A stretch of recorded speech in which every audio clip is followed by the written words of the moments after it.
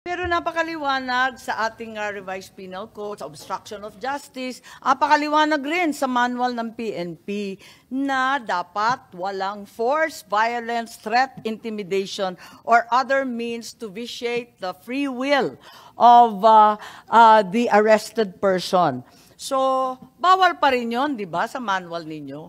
Bawal talaga yung paggagamit ng dahas, pananakot, pambabanta. Bawal yun eh.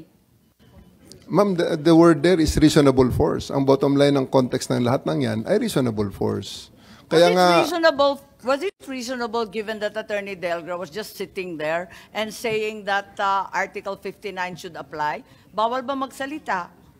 Tapos na yung panahon na yun, ma'am, ng pagkipag-argumento. Sinabi ko rin sa kanila dyan, ma'am, kung hindi nila sinabi dyan sa... Sino nagbigay ng taning? Ba't nagmamadali? Sa mga video na... Palagay ko ang mga karapatan walang taning.